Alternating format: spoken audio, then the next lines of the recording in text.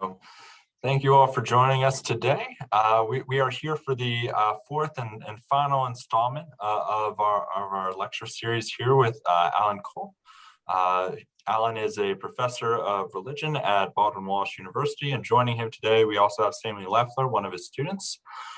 So Alan, without further ado, I know you have a great talk for us today, so let me share my screen on that and give you control and let you take it away. All right. Well, welcome all. Happy to be here. Happy to be joined with Sammy again. Sammy, just to remind you, is a student in a class of mine that's virtually over. She's probably trying to finish up the stuff I'm making her do at the end of the semester, and she'll soon be free till next year, which is only next month. So delighted to be here. Sue just said this 4-week series has gone quickly, and I said, it has. I enjoy doing these, and part of me is glad it's over, and part of me will miss it next Tuesday. So what I've tried to do in today's is to put together some thoughts. To call it a talk is probably to give it too much credit, but some thoughts that I would share. And once again, I would welcome anybody who hopefully you're able to join in verbally and share. So I'm open to that.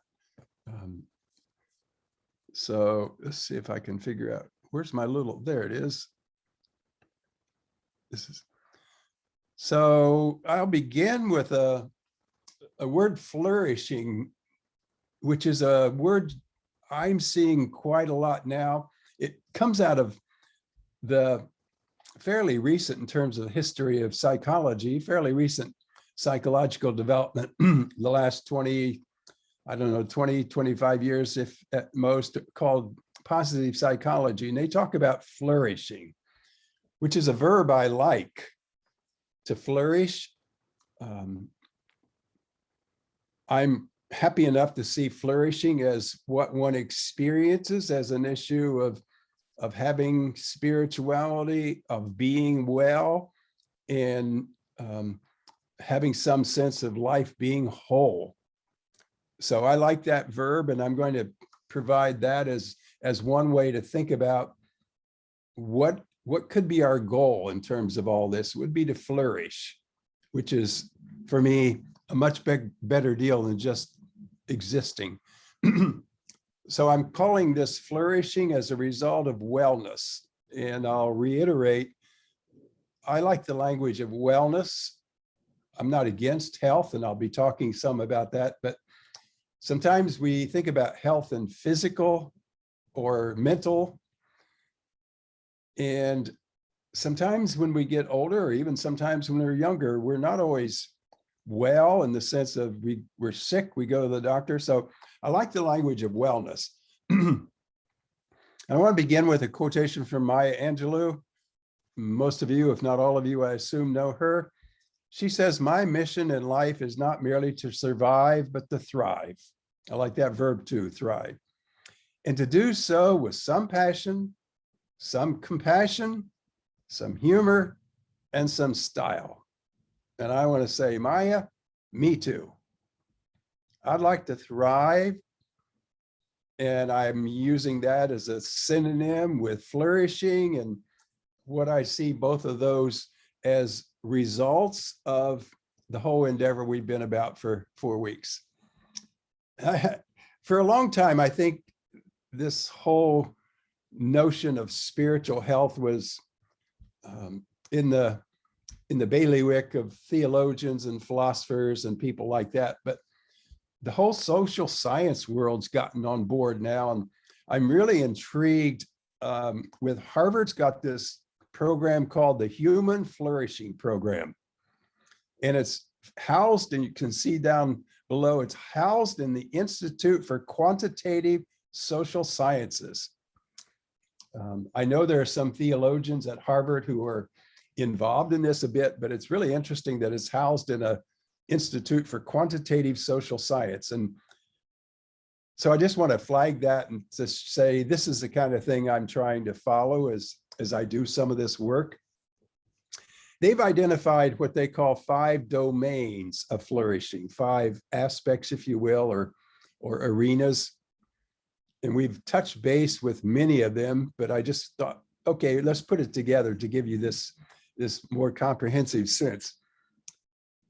The domains you can read along with me: happiness and life satisfaction. And certainly on a college campus, I hear a lot of happiness language, and I'm fine. I'm delighted to be happy also, so I'm not against it. I'm just concerned with how do I deal with spirituality, wellness, and wholeness when I may not be altogether happy. Second one, mental and physical health. Third one, meaning and purpose. We did some with that last week. Fourth, character and virtue, which is an area I've done a fair amount of writing, and actually my 2 colleagues and I are trying to put the finishing touches on a book that goes to the publisher in about 3 weeks on really dealing with some character, virtue issues. And then the final one, close social relationship.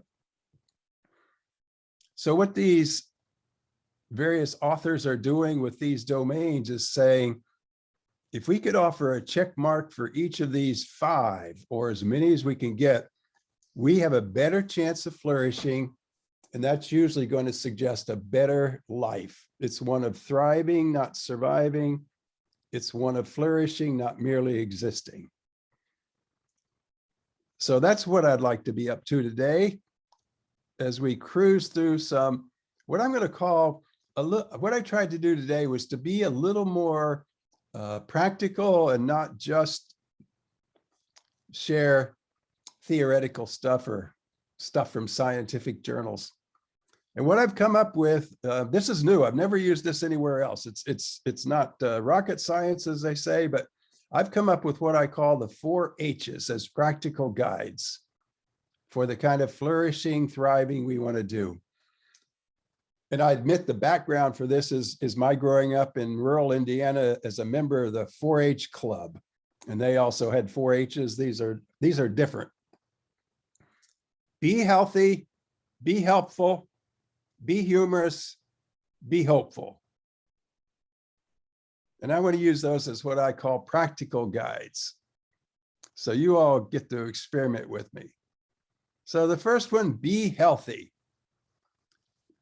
I don't want to spend a lot of time here, but these are obvious. And I'm sure the kinds of folks who jump on here, the kind of people who would probably become part of Kendal at home and the whole Kendal system are the kinds of folks who probably do this better rather than worse. So physical health, these are not exhaustive lists, but just, for example, diet, exercise, sleep. If I were doing this with Sammy's group, I could spend more time here and I would be very confident that sleep is the one that gets the corner cut. If you're young, you can do that. But I'm also aware that, for example, those of us who get older, sometimes sleep becomes an issue. I don't know that I sleep as much as I did when I was middle-aged and more active. Sleep interruptions. So if we try to be physically healthy, those are predictable places. No doubt this group does much better with exercise than many groups we might speak to. So that's the physical health arena. Mental health, again, I'm presuming that this group online today does decently well here, but just as you hang out with your friends, mental health, read, play mind games, etc., that sort of thing. Keep your mind active. Your mind's like a muscle, use it. Have a hobby or get one. That's self-advice that I haven't taken. When somebody says, what's your hobby? I wind up fumbling because for me, I enjoy what I get to do, which is called work. I do some writing, so I'm not quite sure. I play golf with friends, but do I have a hobby? I don't know. I know it's a good idea. Maybe I'll get one someday. For mental health, have friends. If you can't find any, go to a church. They're supposed to be nice to you. get some friends that way. And the last one, which I may say a little more about in a bit, volunteer. Probably with the exception of Sammy, everybody else on this call, maybe Ryan, he's still working for a living. We probably have at least enough economic means to be able to volunteer, not have to do it for pay. So that's what I mean by be healthy. There are others we could add, but I want to spend a little more time in some other arenas. Be helpful. I'm going to use a quotation from Stephen Post, who, when I met him, he was here in the Cleveland area. He was affiliated with the medical school at Case, and he's been doing stuff professionally, scientifically. He's become fairly famous for his work in happiness. And this comes from an article he wrote relatively recently, RX, which is obviously the sign for prescriptions. It's good to be good. And he says the 2017 Medical and Health Commentary presents and interprets the strong evidence that helping others in meaningful ways generally results in a happier, healthier, more resilient life for the giver. I can think of no other behavioral interventions that are as beneficial. And that's a really interesting comment. Just be helpful. You can see what else I offer there. Giving a hand is better than giving money.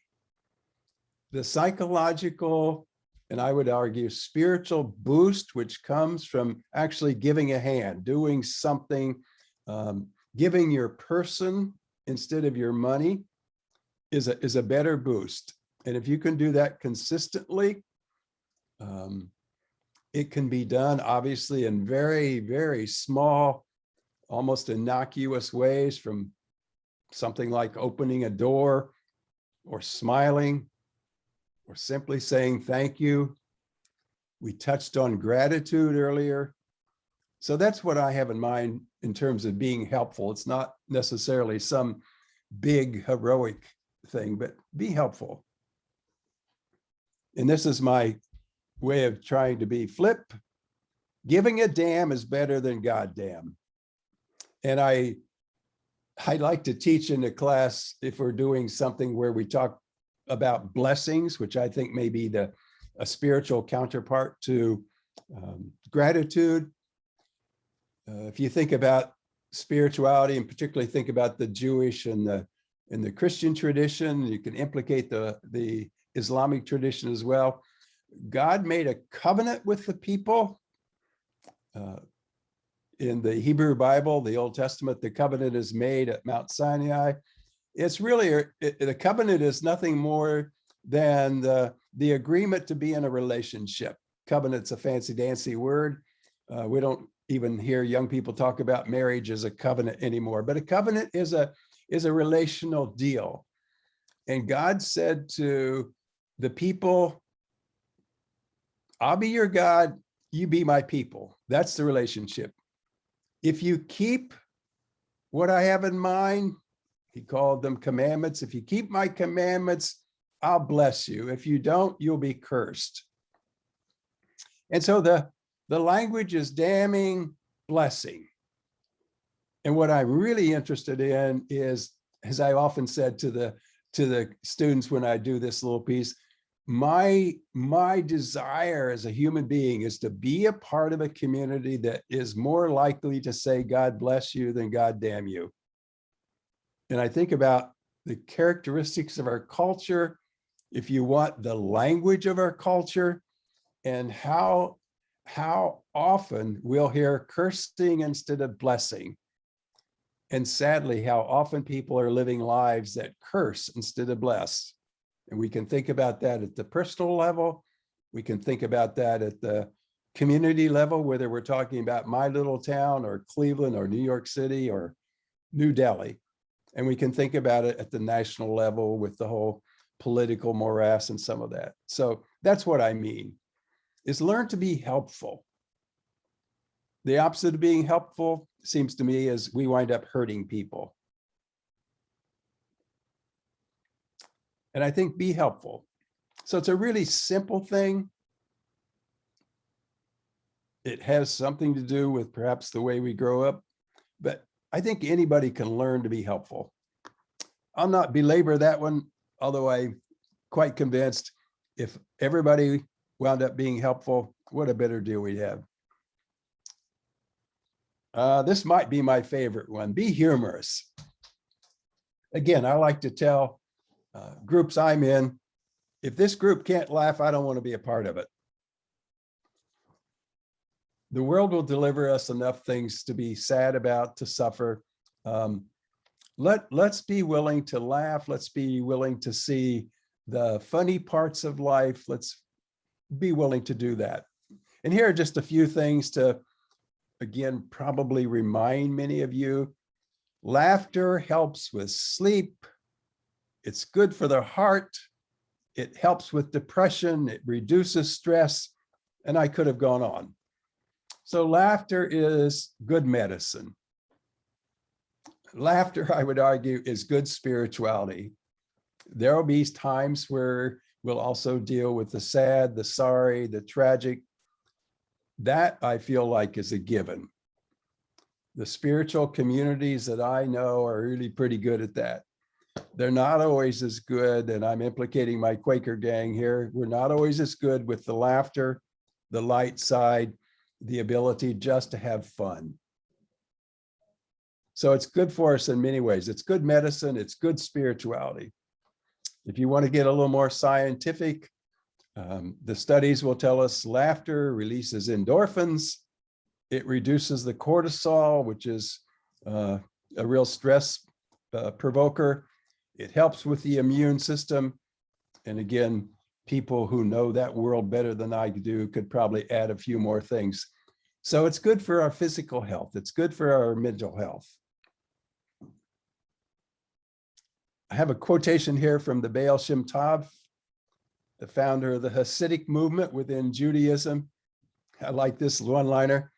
Humor is the thing that ushers a person's mind from a place of constricted consciousness to a place of expanded consciousness.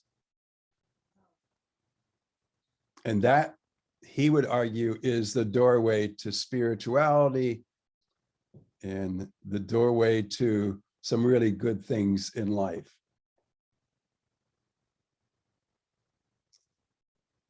And then the last quotation there, which I bring from a Buddhist teacher teaching about the spiritual journey. This Buddhist teacher suggests two of the most important things to have on the path are patience and a sense of humor.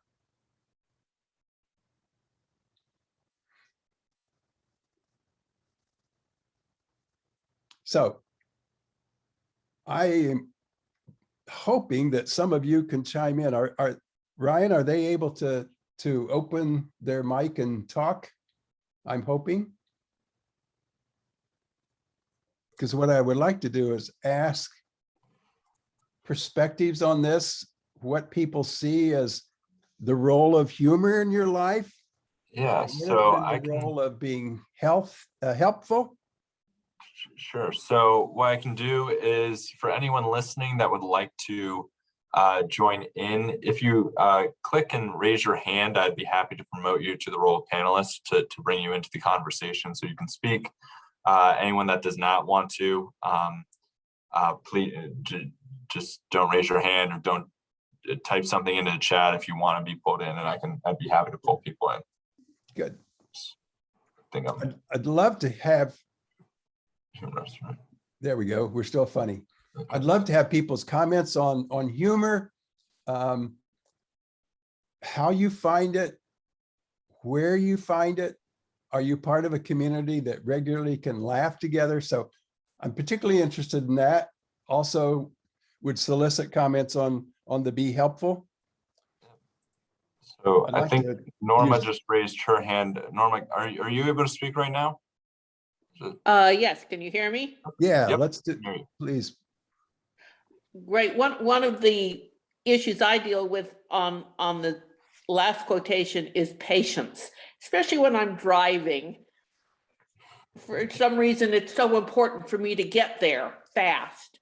And I found that thinking yoga, I've started to practice yoga, and I found it's very helpful to help me relax and be in the moment, to think about yoga and just think about where you are, notice what's going on around you, look at all the pretty leaves, and it helps me slow down and breathe. Good. Thank you, Norma. Sammy, if you have any insights, I welcome that. And others, what do you find?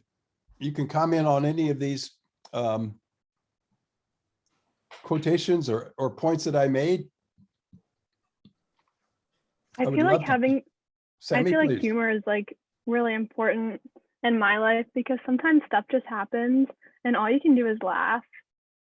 You know what I mean? It's like you can't do anything about it, and laughing just helps, because sometimes it's all you can do. That's true. I personally love this last quote here, for the humor, from the Buddhist teacher too. The most important things are the patience and the sense of humor. I find that both of them are simultaneously occurring on the golf course for me. It's you hit a ball and you duff it, and well, you have to have that patience of, okay, well, settle down, calm down, go for the next shot. But you also have to have that sense of humor, just forget it, keep moving on, keep going, and everything will be okay from there. Yep. I think Joan or Joanne, I'm not sure how she pronounces her name, is ready to talk to us, Ryan. Let's see. Joan, I think you're good. I think I can. You should be. Are you able to speak right now, or is it not coming through? Let's see if that. Jody, I changed. think you just need to unmute yourself. We gave you the ability to unmute. There you go. Now you can talk. Good. Thank you. That's very helpful. I wanted to say two things. One is about patience. I can remember I was driving my car, and as I approached the corner, and I wasn't going fast or anything because I had to slow down to turn the corner. A car came zooming around the corner and really scared me. And I can remember just going into a sense of fury, and everything I could think of was flooding through my mind. And then I remembered I had just read Thich Nhat Hanh and had learned this saying: breathing in, I calm my body, I add mind, my body, mind. Breathing out, I smile. Dwelling in the present moment, I know this is a wonderful moment. So I started saying that. Breathing in, I calm my body, mind. Breathing out, I smile. Dwelling in the present moment, I know this is a wonderful moment, with my teeth gritted and furious. And I could not smile. So I sort of made myself get the corners of my lips up. About the third time I said it, I burst out laughing because I realized I was not in the present moment. I was back there, Yeah. where the driver had almost run into me. And I think that there's something really important about that, to take a moment, breathe all the way down your belly and get into the present moment. Good point. And Joan, could you identify yourself? We had I think a quick. Yeah, I'm officially Joan Taslitz. That's me legally, but everyone knows me as Jody, Jody. Oh, good. And I was actually a Quaker once in my life. Really? Okay. Yes. And I may have met you at the Cleveland at the Cleveland Center, the Cleveland Cool. Meeting House. Cool. Anyway, the other thing is, at one point I led an exercise class, and we used to end, somebody said, live, love, laugh. Or actually live and love. And one of the women said, well, why don't we say laugh? And I pointed to her and I said, you're on, start it. And from the depths of her belly rolled out this most incredible laughter. You could not be near her and not laugh. And so we ended our class really just laughing from the belly, and it was wonderful. It's not an easy thing to do, but when you do, it's very contagious. So I recommend practicing laughing. Mhm. That's all. Cool. Thanks for this, Alan. You're welcome. And Sammy, thank you for being there too.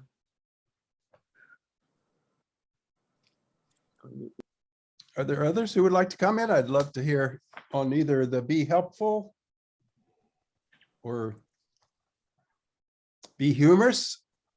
My 4 H's. The health is the first one. Hope, health, hope.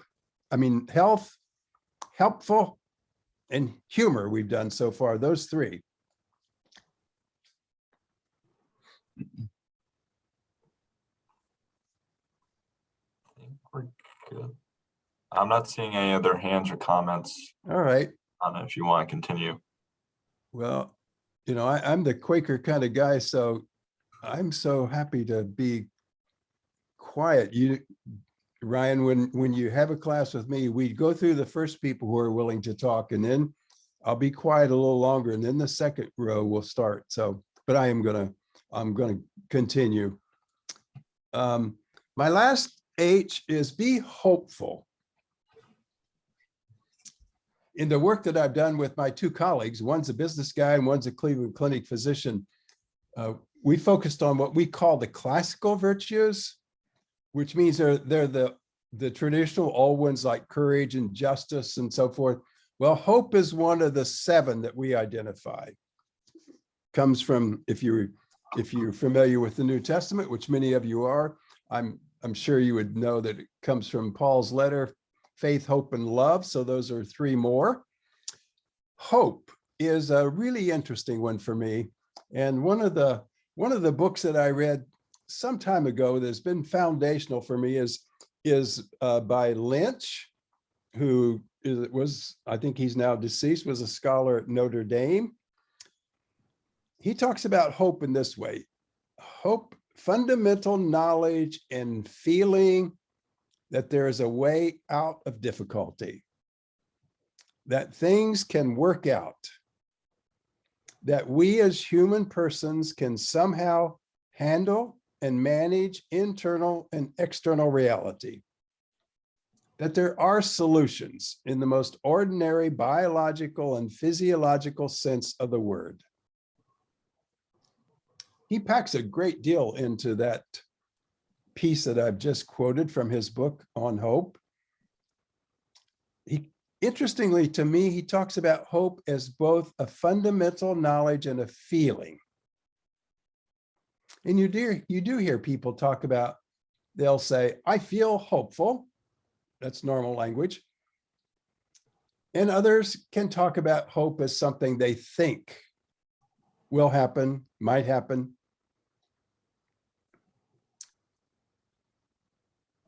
Typically, we're hopeful. In his estimation, he's working with people who are in a predicament, in a pickle, that there's a way out of difficulty, that things can work out, and that somehow we humans can handle and manage internal and external reality.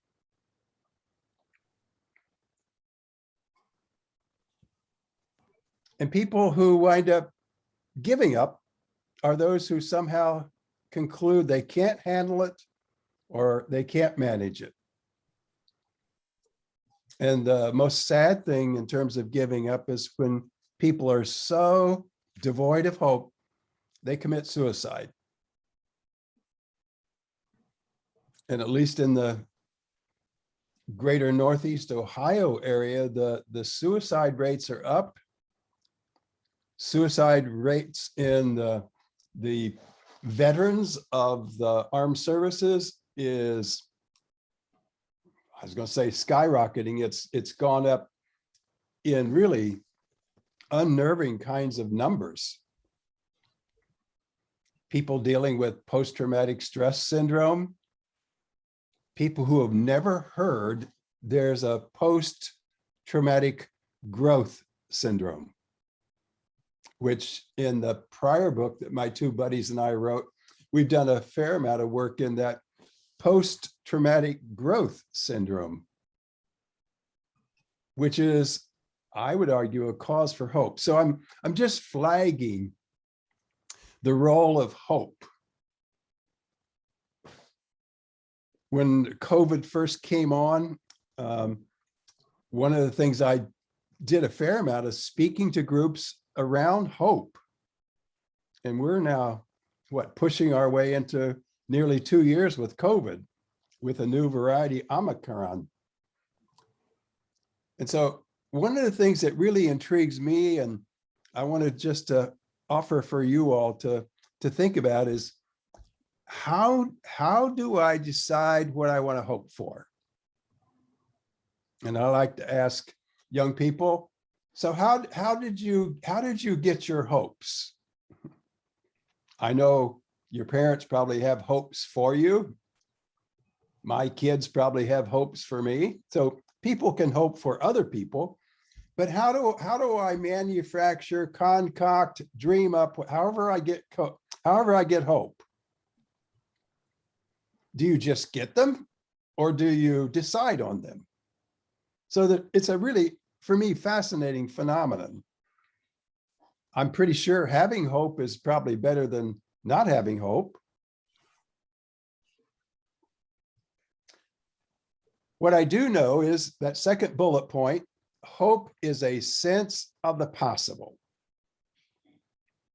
And so when I've done work around hope, one of the things I feel is really important is to recognize that something you hope for at least has to be possible. Otherwise, it's a wish dream, which is what the famous German theologian Dietrich Bonhoeffer, who lost his life at the hand of the Nazis, he talked about those as wish dreams. But I want to suggest, along with Lynch, that hope has to be at least possible. And hope, whatever it is always about the future. We hope for things which haven't yet happened.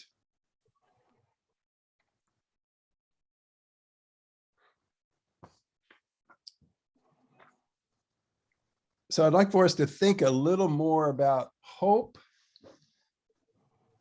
And I really think this one's a big one, probably for most of us on this call today. We get well into our lives, chronologically speaking. We're, the fancy word is vulnerable. We're sitting ducks for illnesses. Our friends, I've had a couple, 3 pretty close, longtime friends die within the last 4 or 5 months. So we're aware of that in a way. So what is hope?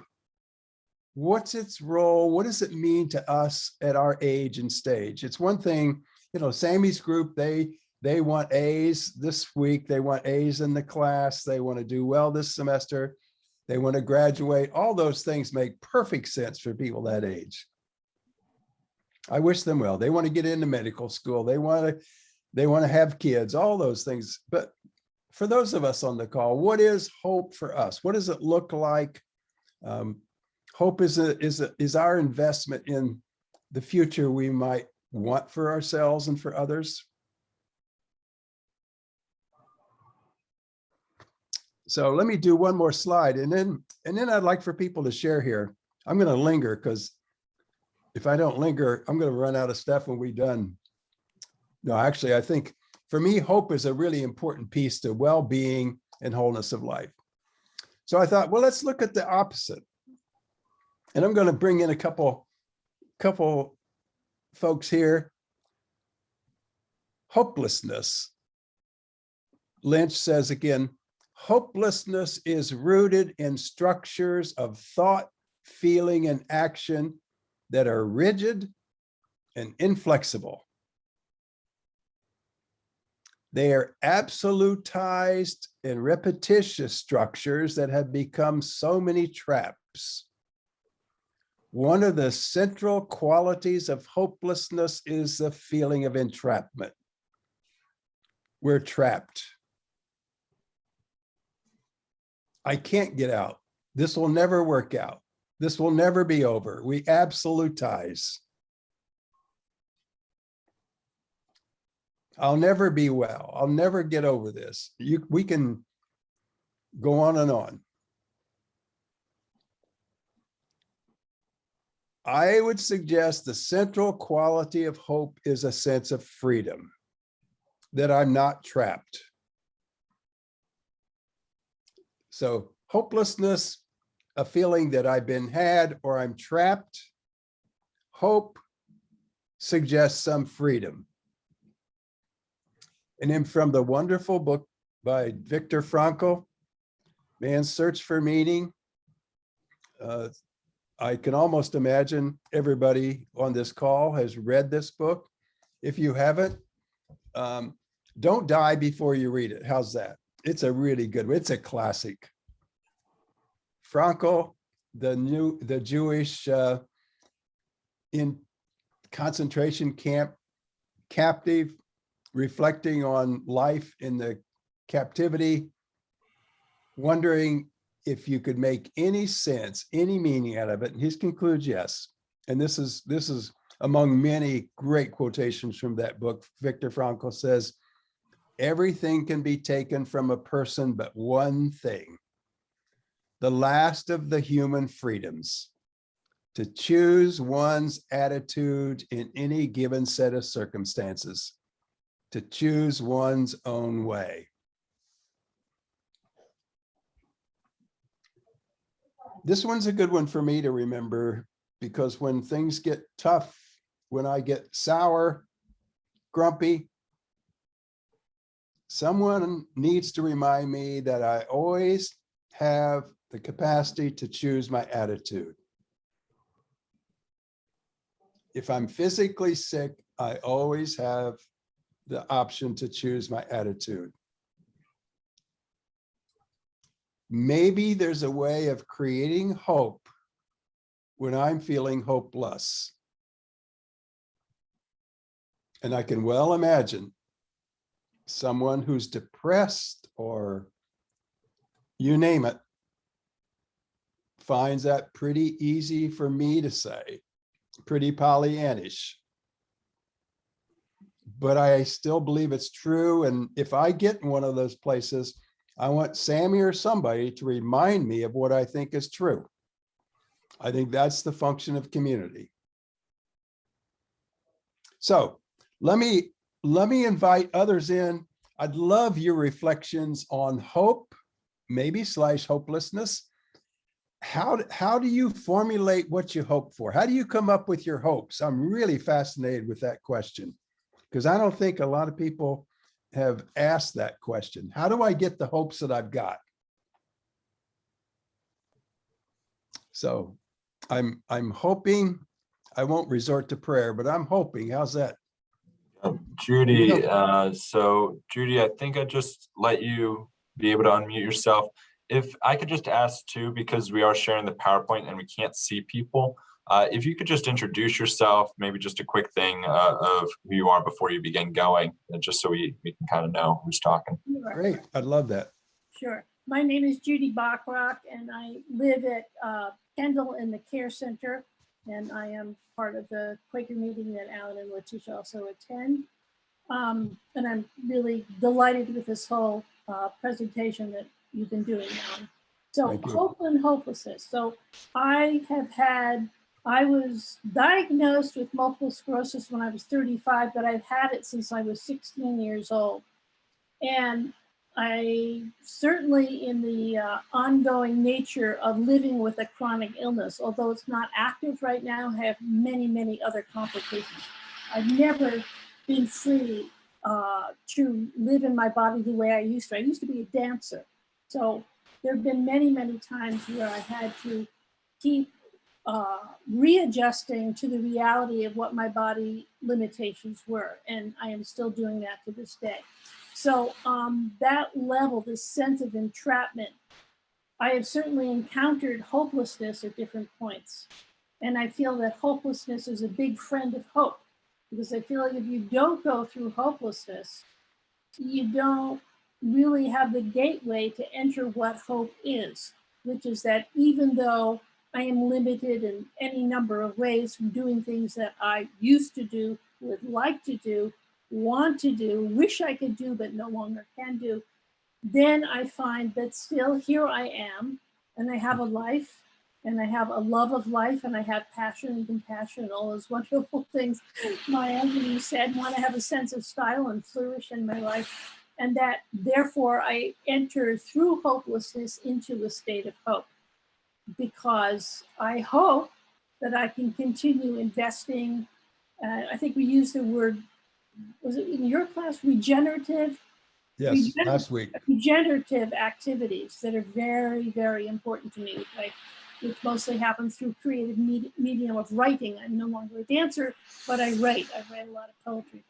And so that central quality of hope is freedom, the freedom in becoming who I am, no matter what my limitations are. And the other thing I want to say about hope, it's very interesting.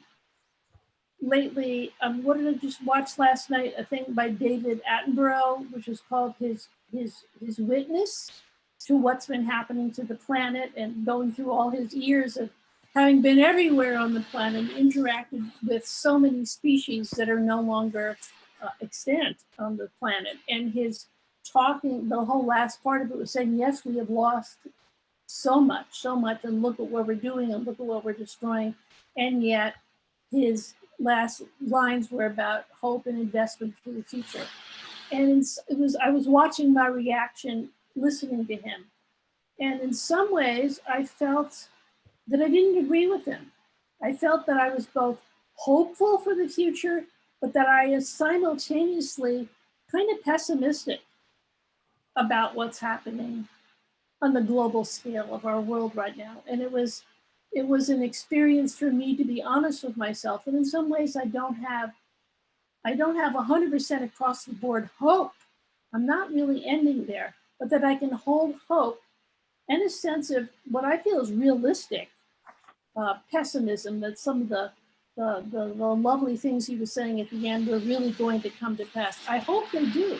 I hope that I'm wrong. I hope that we, as a human species, find our way out of the entanglement that we have created for ourselves. But in some ways, I'm kind of pessimistic, and because I don't see, because I don't understand, because I don't have the framework or structure to base all the things that I think need to be done for us to move forward.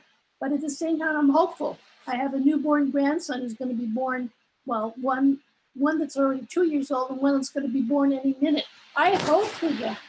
A world which is flourishing in ways that I cannot foresee. So it's new for me to hold hope and pessimism at the same time and find they're not contradictory, that there's room for me to have both, that I don't invest in pessimism, but I am a little pessimistic. And at the same time, I'm very hopeful that things will emerge and change in ways that I have no way of understanding, but I trust that may very well come to pass. Great. Thank you so much for that, Judy. And I've been aware, but I didn't notice many details about what is it that you were diagnosed when you were 16 and have lived with for? Multiple sclerosis. Multiple sclerosis. Okay. So that's good. And to be able to talk about hope and to link it to the planet, that probably with a different group, I might have thought about going that way. And you remind me, we don't have time to pursue it, but you remind me of all the stuff we could have done around the theme of resiliency, which is the whole issue of how do you bounce back from being whacked down by life somewhere. And you got a big one, even at the age in which all I wanted to do was get my driver's license and go. And you got a much bigger deal to have to cope with at age 16. So kudos to you. But the whole role of resiliency.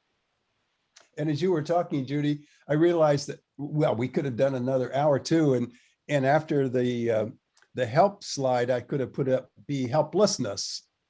And people who feel helpless often wind up feeling hopeless, which is this slide. And those two go together, and sometimes being helpful is a good way to be hopeful. So thank you. Are there others who want to comment? I'd love to know how others get your hopes. Hope can be both a noun and a verb. And I don't know how you get a noun without doing the verb. I think you hope in order to live in hope. Yeah. Rosemary, I see your hand raised. If you want to just do a quick introduction, then give Okay, your comment. my name is Rosemary, and I live in Maryland. I was very taken by the definitions of hope. My husband, who is also a Kendal member, has a terminal illness.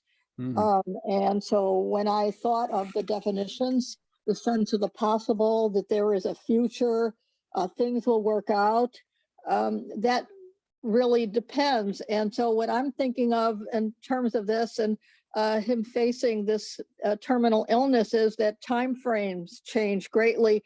And when you say there is a future, it might be the future is tomorrow. It's not a big future like, yeah, I'm going to plan to go to law school. They're very small chunks of life that you can still be hopeful for in the midst of a very large component of your life that you can't change. Things are not going to work out, but they do in very small quantities. For example, it may be through physical therapy. My husband now can take a few steps when he could not.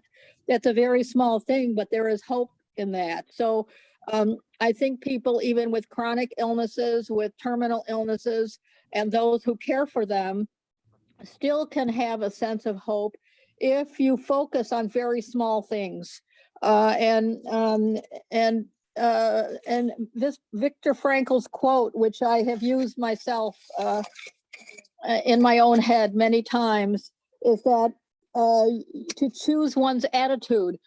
That's what creates hope, and you don't have to really have a future. I guess that's my point. That you can have hope in today, this hour, and that has to be enough sometimes. And I just wanted to put that out there. Thank you so much for that, Rosemary. And hope does, in terms of the time frame, become confined if you're talking about a terminal illness, and not only does he have to deal with that, but you have to deal with it. So that implicates the whole community, family unit. So I appreciate that. And as you were talking, you reminded me that hope is about the future, and it might be this next hour rather than the next 2 decades or something like that. I mean, you look on our call and Ryan's young and Sammy's obviously young. They should have a much longer runway in life than the rest of us. And so hope is, again, I would go back to underscore, I really do think hope has to be at least possible. And the other thing you were talking about, Rosemary, I'll just flag this, and I don't plan to go there at all, but this would be the place where some religious traditions and some version of spirituality would introduce the life after death piece, and you talk about heaven or the kingdom. There are many different ways of talking about that, and that one doesn't interest me. But I really wanted to focus this whole thing on who we are today, who we can be in this lifetime, whatever the next lifetime looks like, whether there is something or whether there is nothing. But certainly for many people, one dimension of hope would be a post-mortem hope. To be with God, there's a lot of different ways theologically to cash that one out. So at least I can flag that. And I'm certainly not downplaying it, but I just decided we won't deal with that one today. Anybody else want to take a shot at hope? This one could be a long time.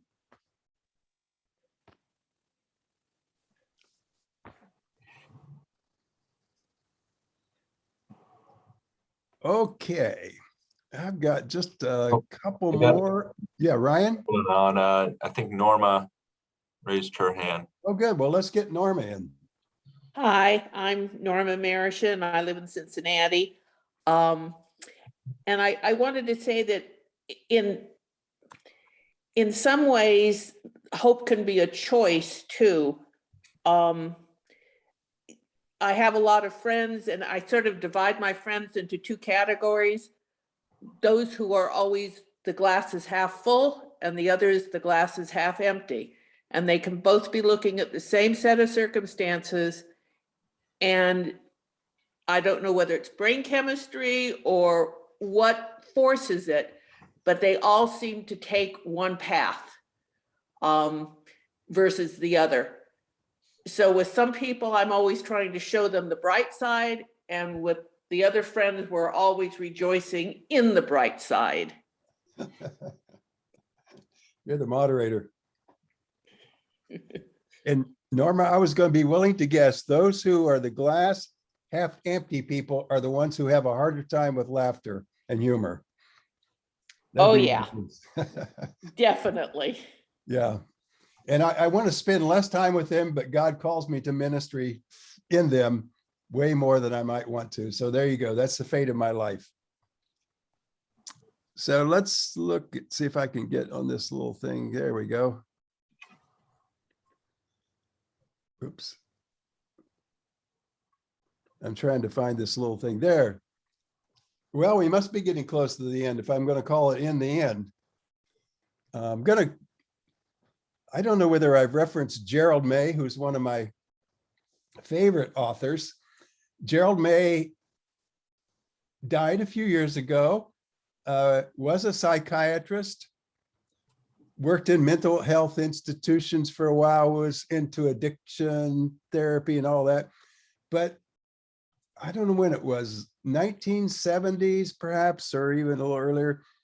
He and a couple other people founded this spirituality institute called Shalem, S-H-A-L-E-M, which is in Washington, D.C. It's still going.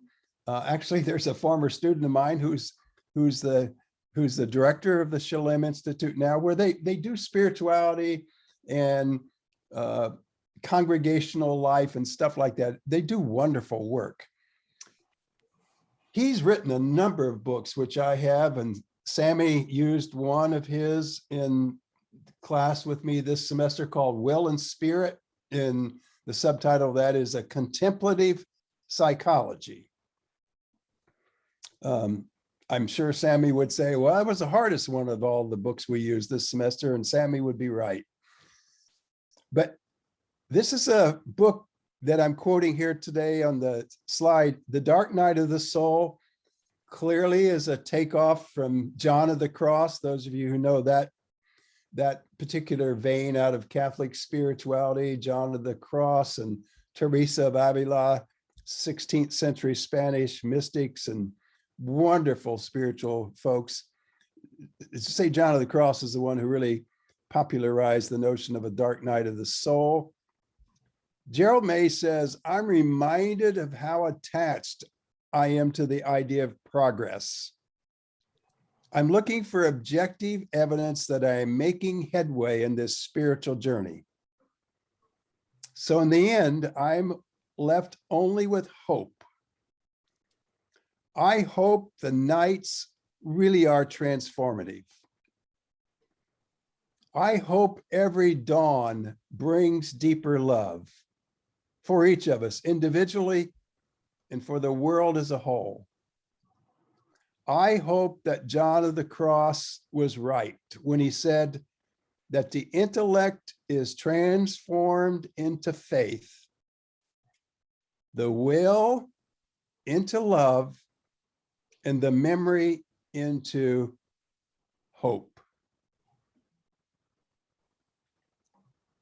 Well, obviously I like that, or I wouldn't have included it.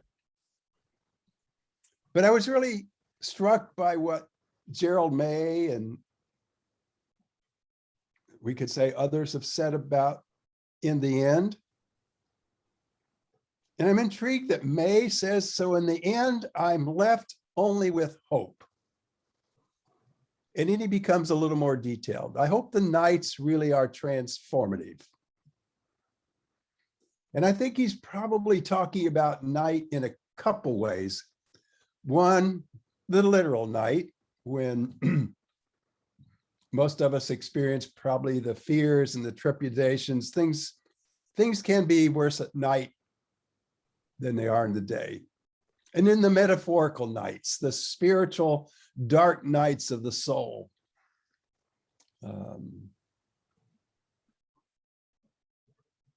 the husband who's now in the terminal stage of life. Can those nights be transformative rather than nightmares?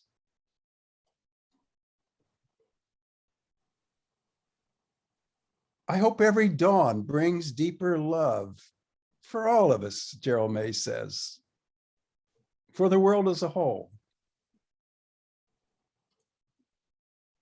for what human beings could do with the world instead of to the world in terms of the climate issue. When the intellect is transformed into faith, our will into love and memory into hope.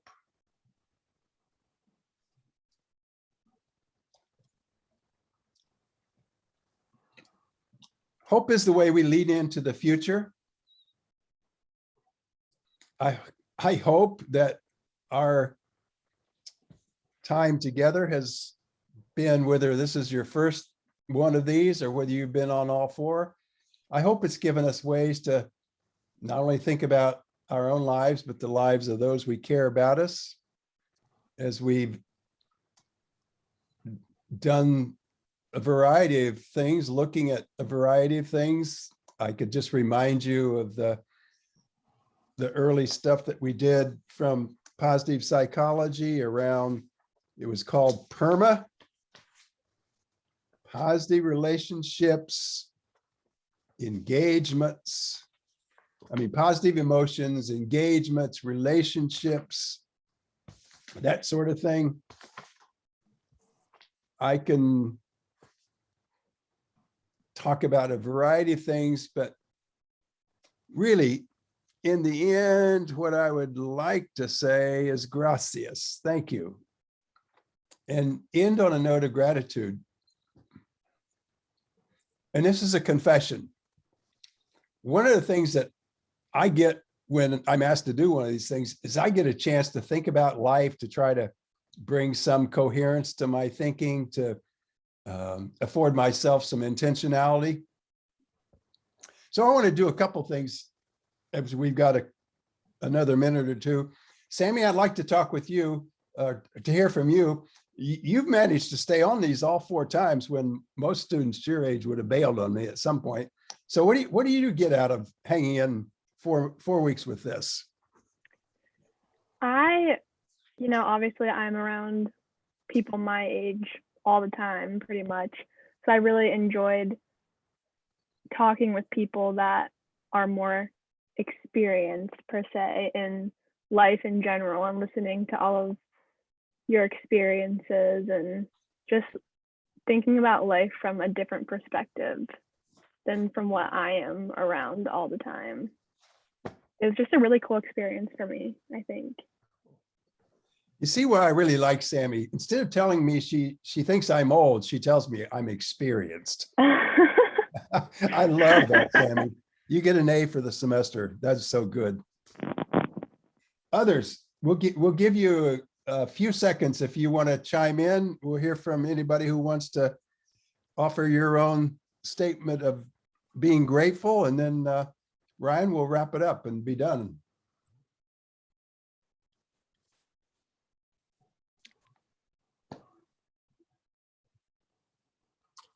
All right. Ryan, do you want to say Kendal kinds of things on behalf of the good organization that you work for, and I'm happy to try to be helpful with? Yeah, first off, Alan, thank you so much for taking us on this spiritual journey here and talking through this. I mean, one of the things I take away through these things is questioning things. I mean, oftentimes we kind of go through, Sammy kind of touched on this too, oftentimes we kind of go through life with kind of blinders on it and just take it one step at a time and keep walking in the same direction. But to kind of take a step back and look at things and be like, well, what does this really mean? What does it mean for, in this case today, hopeful? What does that really truly mean? And how can we dissect that to go further? So Alan, thank you so much for taking us on this journey here through this 4-part series.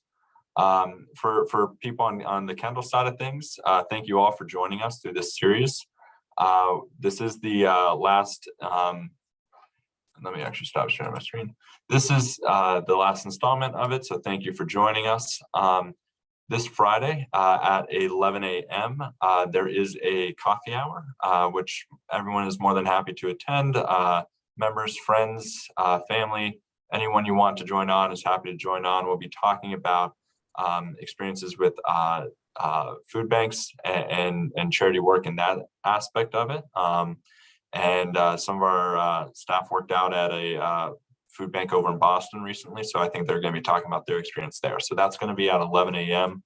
on Friday, and I think that's the most recent one on that.